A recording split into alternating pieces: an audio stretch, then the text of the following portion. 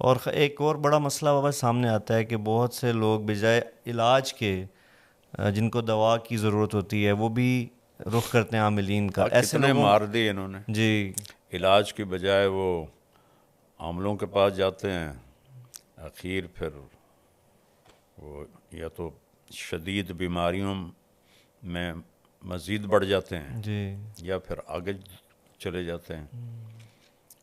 تو اس لیے یہ جو عام ذہن ہے بابا کہ دوائی لینا یا اسباب کو اختیار کرنا اس کو توکل کے خلاف سمجھا جاتا ہے. یہ تو بے وقوفی ہے.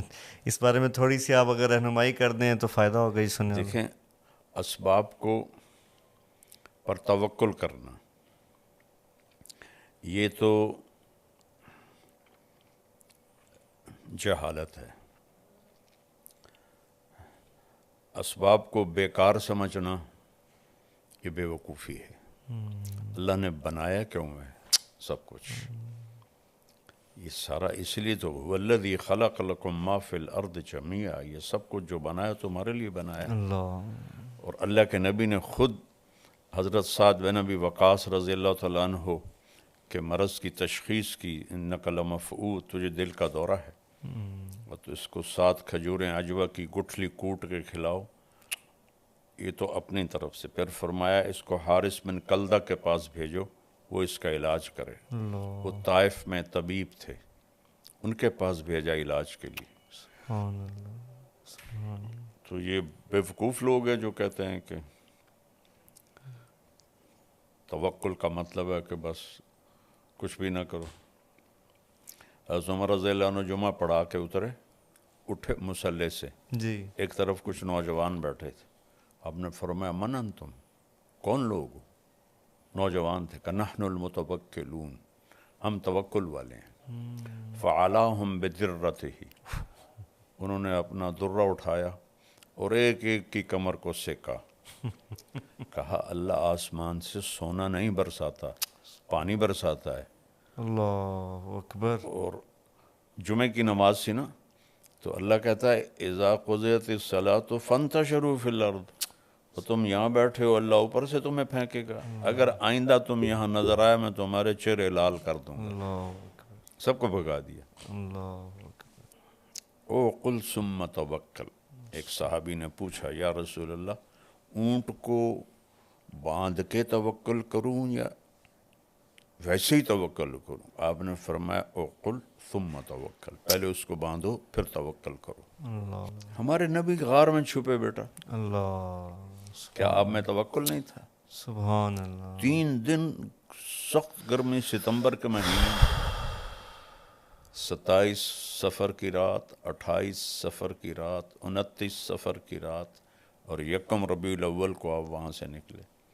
اور سارا راستہ تبدیل کیا. ایک کافر رہبر تھا، عبداللہ بن اریقط، حضرت ابوبکر صدیق کا دوست تھا. بعد میں اس کا کوئی تذکرہ نہیں ملتا کہ وہ ایمان لایا یا نہیں لایا.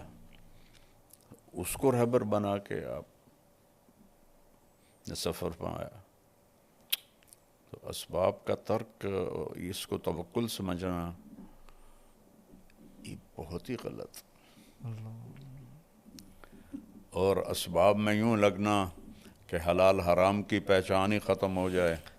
جھوٹ نہ بولیں تو کم روٹی کہاں سے کھائیں، رشوت نہ لیں تو روٹی کہاں سے کھائیں، یہ بھی حرام ہے. اللہ تعالیٰ نے پہلا تعارف ہی کروایا ہے الحمدللہ رب العالمین. صرف تمہارا نہیں، پتہ نہیں کتنے عالم ہے کہ سب کا رب، سب کو پالتا ہوں. میں کہتا ہوتا ہوں کافروں کو توحید میں دھوکہ لگا، وہ پتھروں کے آگے جھک گئے، بتوں کے آگے جھک جی. گئے. مسلمانوں کو ربوبیت میں دھوکہ لگا، توحید میں دھوکہ نہیں ہے. کسی کے آگے پتھر کا بت رکھو، شرابی جواری کیوں نہ ہو، اسے کوئی نہ سجدہ کر کا توبہ توبہ میں کافر ہوں. لیکن وہی ہے سود پہ کاروبار کرے گا، جھوٹ بھی بولے گا، چوری بھی کرے گا، ڈاکہ بھی ڈالے گا، رشوت بھی لے گا، روٹی کی تو کھاوی. تو مسلمانوں کو ربوبیت میں شک پڑا تو اللہ نے الحمدللہ رب العالمین سے قرآن شروع کیا، اور قل اعوذ برب الفلق، قل اعوذ برب الناس، رب سے شروع کر کے رب پہ ختم، سبحان اللہ، اور نماز شروع کی الحمدللہ رب العالمین، رکوع میں گیا سبحان ربی العظیم، رکوع سے کھڑا ہوا ربنا لک الحمد، سجدے میں گیا سبحان ربی الاعلی۔ اتنا اللہ نے رب کا تکرار کروایا مسلمانوں سے، میں رب ہاں، میں رب ہاں، میں کھوامنا ہے، میرے کو کوئی تھوڑ کوئی نہیں۔ تو یہ دونوں ایکسٹریم غلط ہیں جی۔ آسک MTJ، پوچھئے اپنے دل کی بات، اپنے سوالات ای میل کریں manager@tariqjamilofficial.com۔ اس کے علاوہ آپ اپنے سوالات مولانا کے آفیشیل فیس بک اور انسٹاگرام پر بھی پوچھ سکتے ہیں۔